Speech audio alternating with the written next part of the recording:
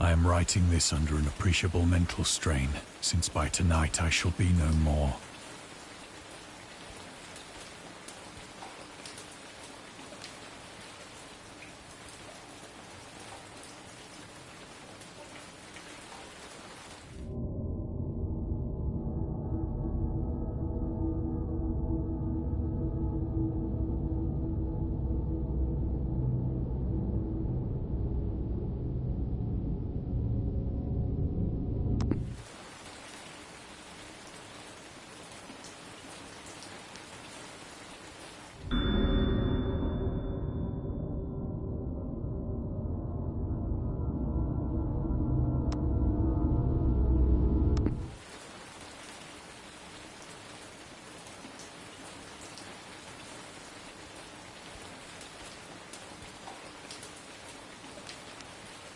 Penniless, and at the end of my supply of the drug which alone makes life endurable, I can bear the torture no longer, and shall cast myself from this garret window into the squalid street below. Do not think from my slavery to morphine that I am a weakling or a degenerate. When you have read these hastily scrawled pages, you may guess, though never fully realize, why it is that I must have forgetfulness or death.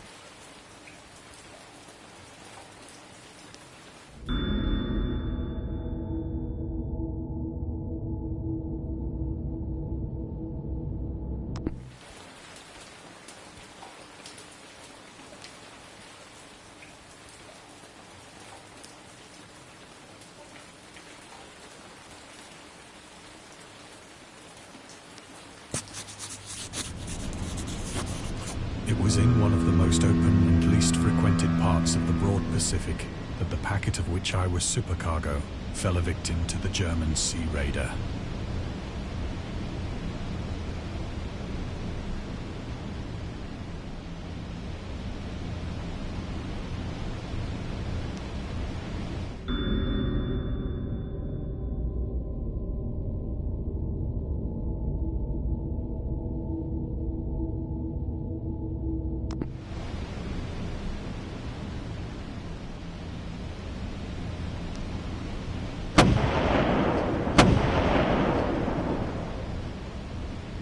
The Great War was then at its very beginning, and the ocean forces of the Hun had not completely sunk to their later degradation.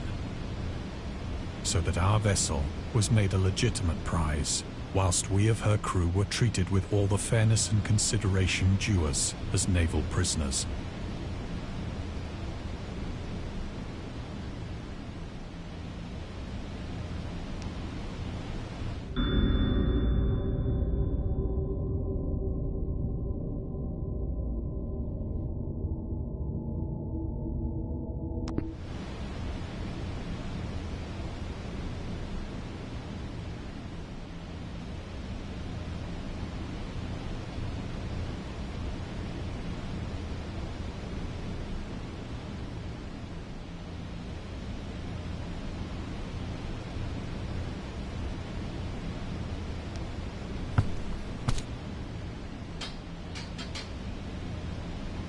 So liberal, indeed, was the discipline of our captors, that 5 days after we were taken, I managed to escape alone, in a small boat, with water and provisions for a good length of time.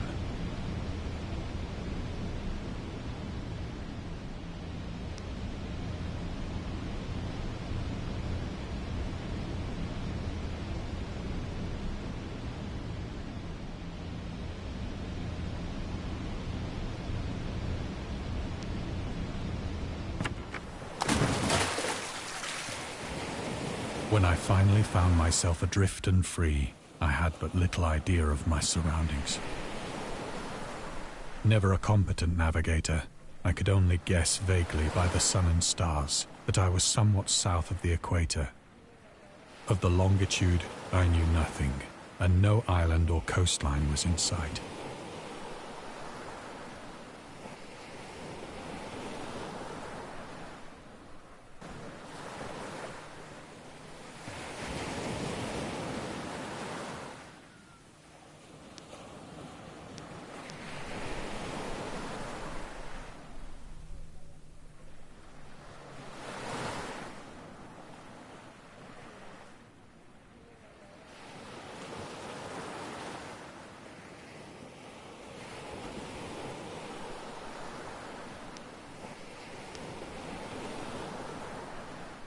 The weather kept fair, and for uncounted days I drifted aimlessly beneath the scorching sun, waiting either for some passing ship or to be cast on the shores of some habitable land.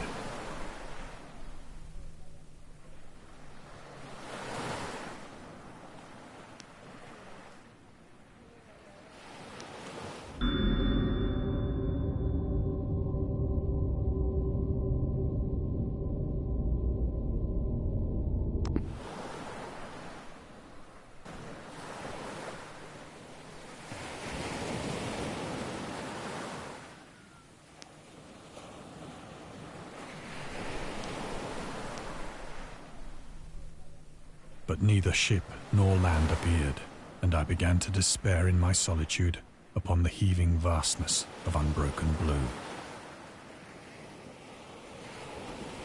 The change happened whilst I slept.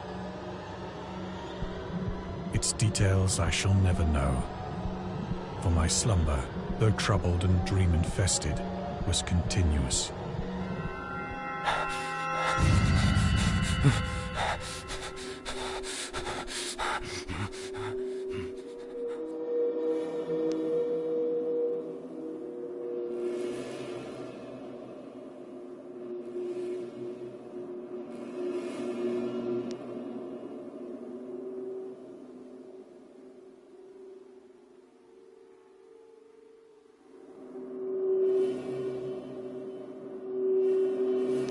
When at last I awoke, it was to discover myself half sucked into a slimy expanse of hellish black mire, which extended about me in monotonous undulations as far as I could see, and in which my boat lay grounded some distance away.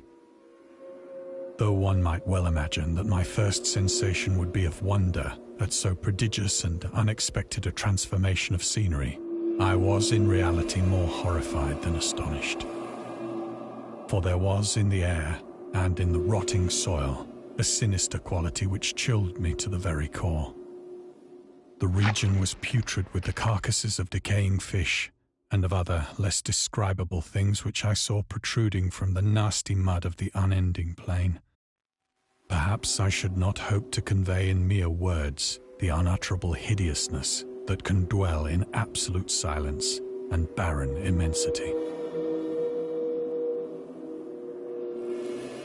There was nothing within hearing, and nothing in sight, save a vast reach of black slime. Yet the very completeness of the stillness and the homogeneity of the landscape oppressed me with a nauseating fear.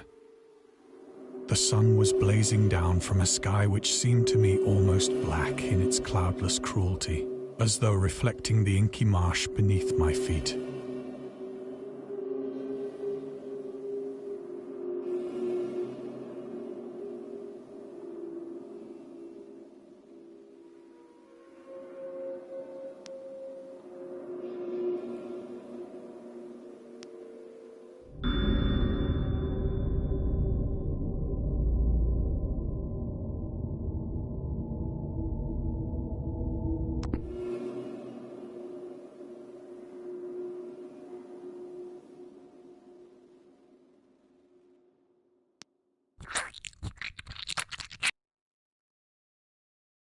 As I crawled into the stranded boat, I realized that only one theory could explain my position.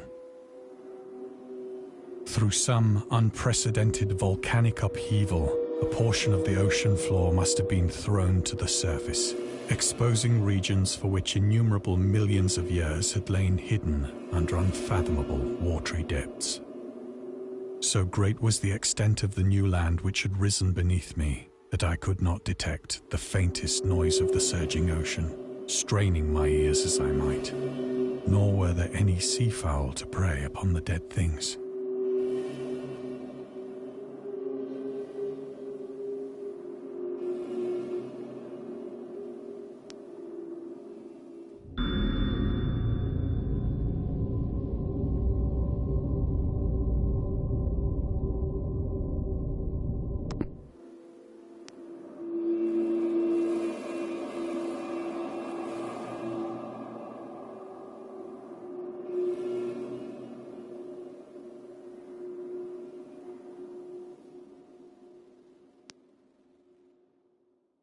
For several hours I sat thinking or brooding in the boat, which lay upon its side and afforded a slight shade as the sun moved across the heavens. As the day progressed, the ground lost some of its stickiness and seemed likely to dry sufficiently for traveling purposes in a short time. That night I slept but little, and the next day I made for myself a pack containing food and water, preparatory to an overland journey in search of the vanished sea and possible rescue.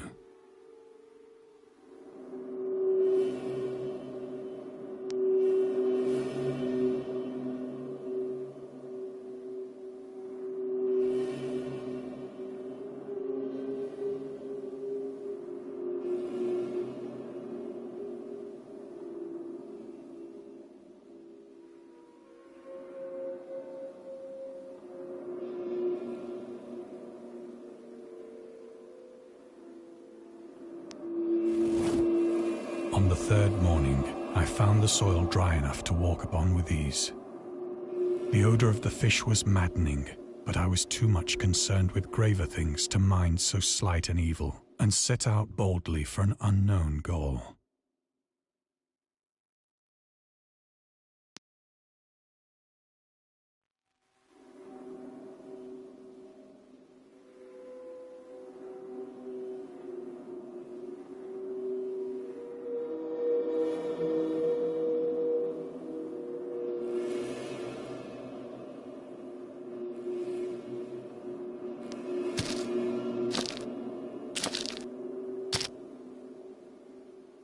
All day I forged steadily westward, guided by a faraway hummock which rose higher than any other elevation on the rolling desert.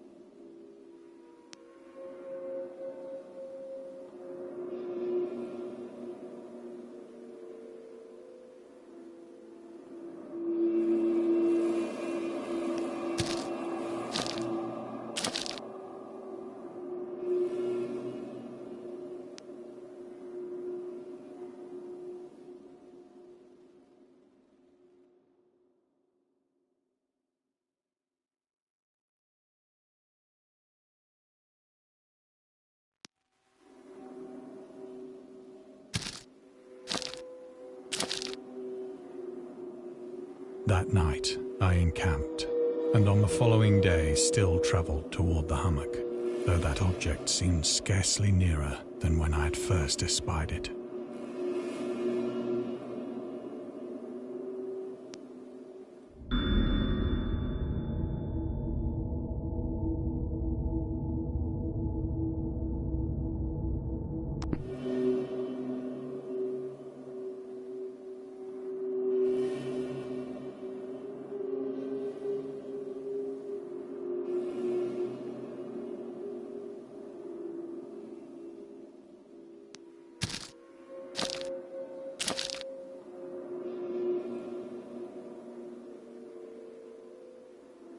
By the fourth evening, I attained the base of the mound, which turned out to be much higher than it had appeared from a distance. An intervening valley setting it out in sharper relief from the general surface. Too weary to ascend, I slept in the shadow of the hill. I know not why my dreams were so wild that night, but ere the waning and fantastically gibbous moon had risen far above the eastern plain, I was awake in a cold perspiration, determined to sleep no more.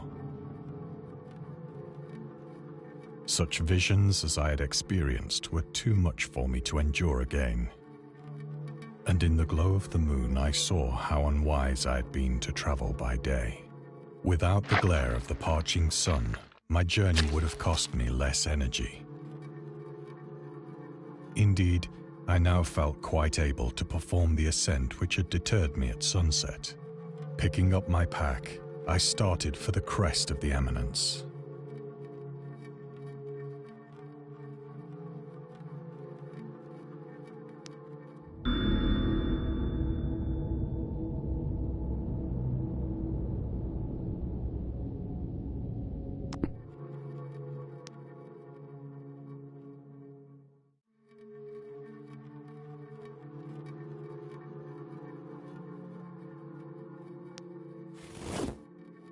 have said that the unbroken monotony of the rolling plain was a source of vague horror to me. But I think my horror was greater when I gained the summit of the mound and looked down the other side into an immeasurable pit or canyon, whose black recesses the moon had not yet soared high enough to illumine. I felt myself on the edge of the world, peering over the rim into a fathomless chaos of eternal night. Through my terror ran curious reminiscences of Paradise Lost and of Satan's hideous climb through the unfashioned realms of darkness. As the moon climbed higher in the sky, I began to see that the slopes of the valley were not quite so perpendicular as I had imagined.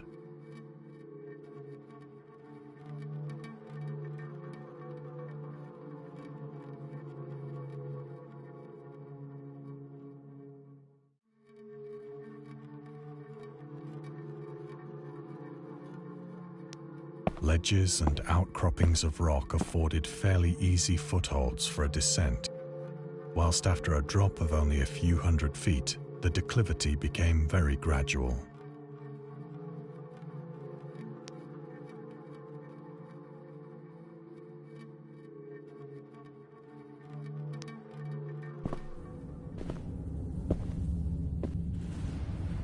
Urged on by an impulse which I cannot definitely analyze, I scrambled with difficulty down the rocks and stood on the gentler slope beneath, gazing into the Stygian deeps, where no light had yet penetrated.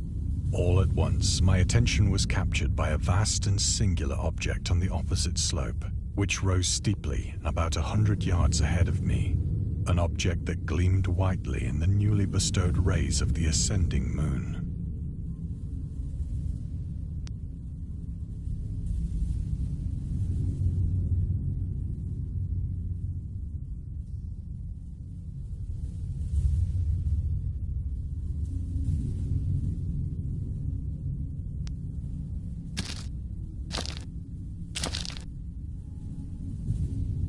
That it was merely a gigantic piece of stone, I soon assured myself. But I was conscious of a distinct impression that its contour and position were not altogether the work of nature. A closer scrutiny filled me with sensations I cannot express.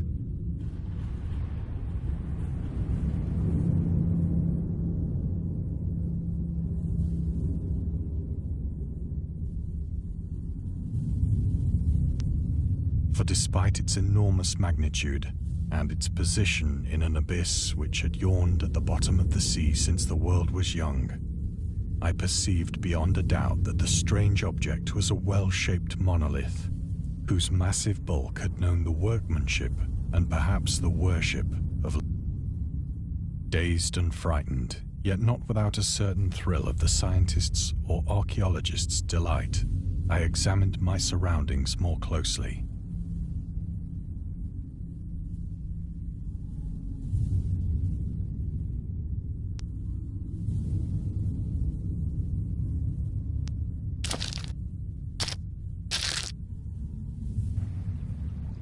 The moon, now near the zenith, shone weirdly and vividly above the towering steeps that hemmed in the chasm, and revealed the fact that a far-flung body of water flowed at the bottom, winding out of sight in both directions and almost lapping my feet as I stood on the slope.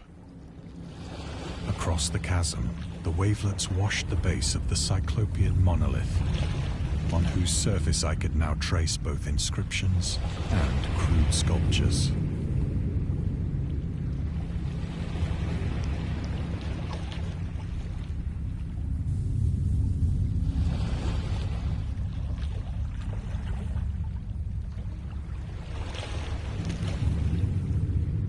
The writing was in a system of hieroglyphics unknown to me and unlike anything I'd ever seen in books,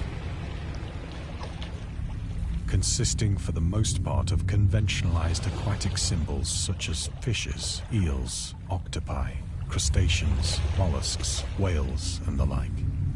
Several characters obviously represented marine things which are unknown to the modern world, but whose decomposing forms I had observed on the ocean-risen plain. It was the pictorial carving, however, that did most to hold me spellbound.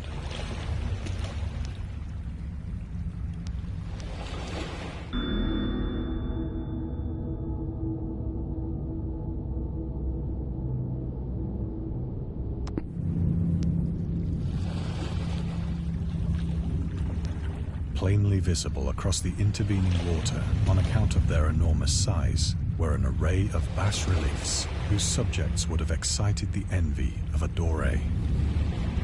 I think that these things were supposed to depict men, at least a certain sort of men, though the creatures were shown disporting like fishes in the waters of some marine grotto, or paying homage at some monolithic shrine which appeared to be under the waves as well. Of their faces and forms I dare not speak in detail, for the mere remembrance makes me grow faint. Grotesque beyond the imagination of a Poe or a Bulwer.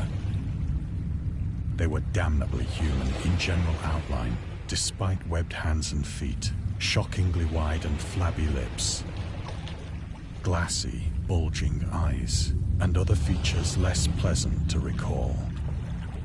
Curiously enough, they seem to have been chiseled badly out of proportion with their scenic background, for one of the creatures was shown in the act of killing a whale, represented as but little larger than himself. I remarked, as I say, their grotesqueness and strange size, but in a moment decided that they were merely the imaginary gods of some primitive fishing or seafaring tribe. Some tribe whose last descendant had perished eras before the first ancestor of the Piltdown or Neanderthal man was born.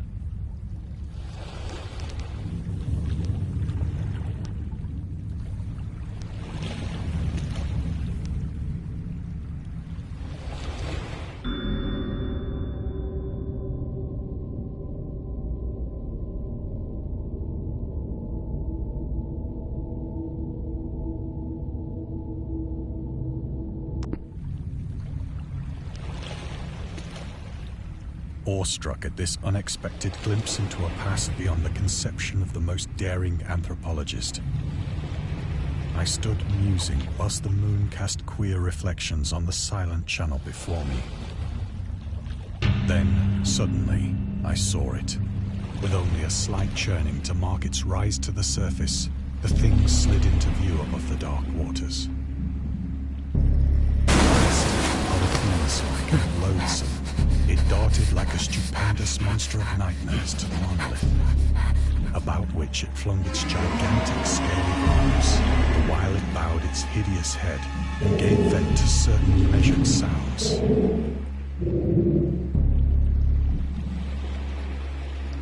I think I went mad then. Of my frantic ascent of the sloping cliff, and of my delirious journey back to the stranded boat, I remember little.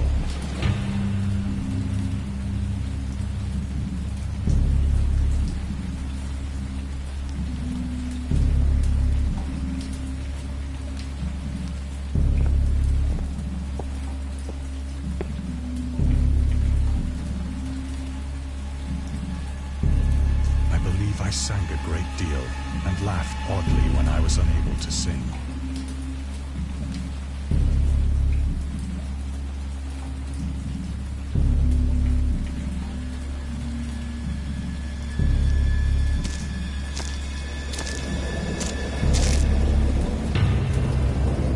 I have indistinct recollections of a great storm sometime after I reached the boat. At any rate, I know that I heard pearls of thunder and other tones which nature utters only in her wildest moods.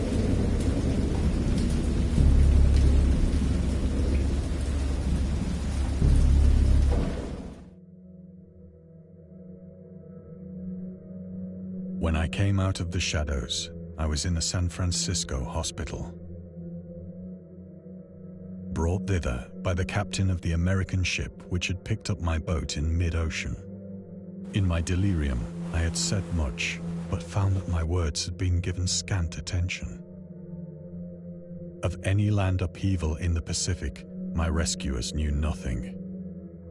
nor did I deem it necessary to insist upon a thing which I knew they could not believe.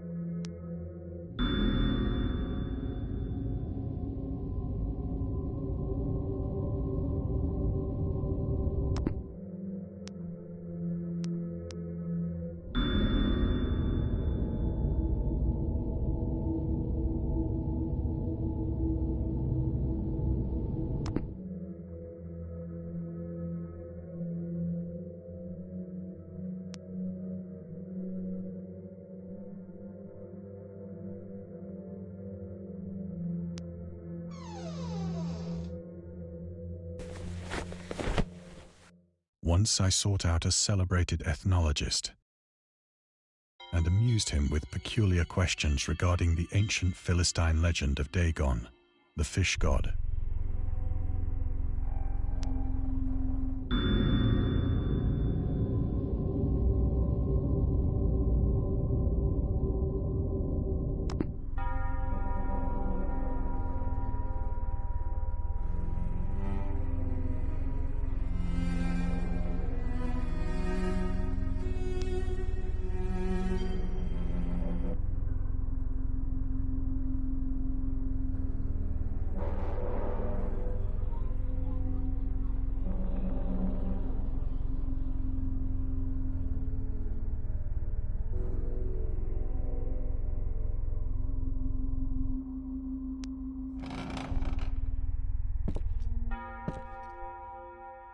But soon perceiving that he was hopelessly conventional, I did not press my inquiries.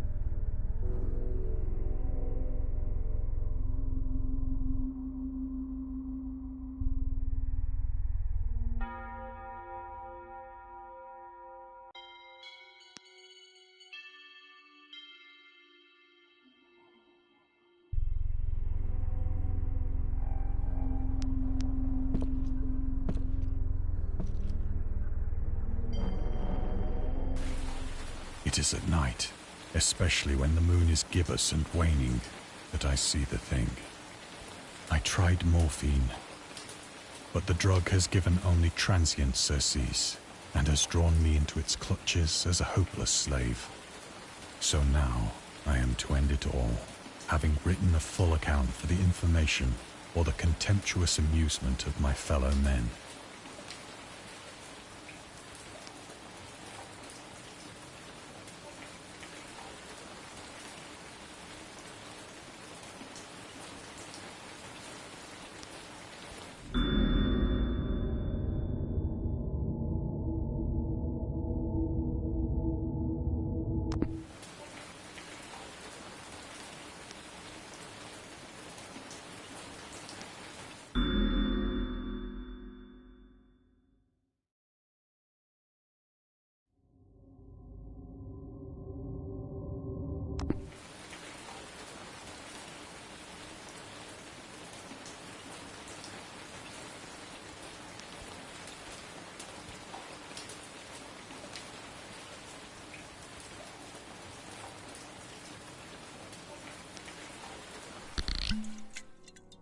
Often, I ask myself if it could not all have been a pure phantasm, a mere freak of fever as I lay sun-stricken and raving in the open boat after my escape from the German man-of-war.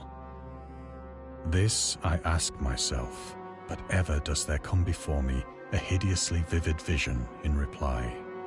I cannot think of the deep sea without shuddering at the nameless things that may at this very moment be crawling and floundering on its slimy bed, worshipping their ancient stone idols and carving their own detestable likenesses on submarine obelisks of water-soaked granite. I dream of a day when they may rise above the billows to drag down into their reeking talons the remnants of puny, war-exhausted mankind. Of a day when the land shall sink and the dark ocean shall ascend amidst universal pandemonium.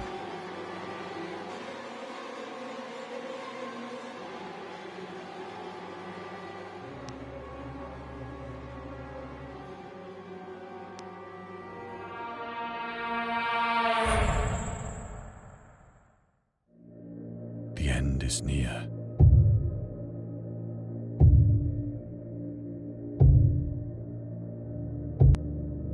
I hear a noise at the door, as of some immense slippery body lumbering against it.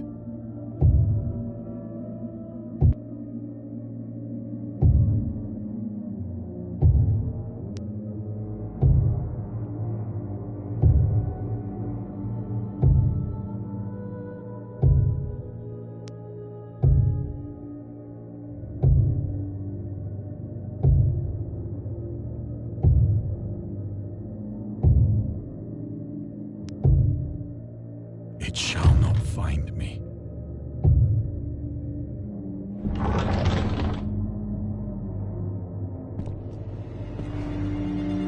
God, that hand!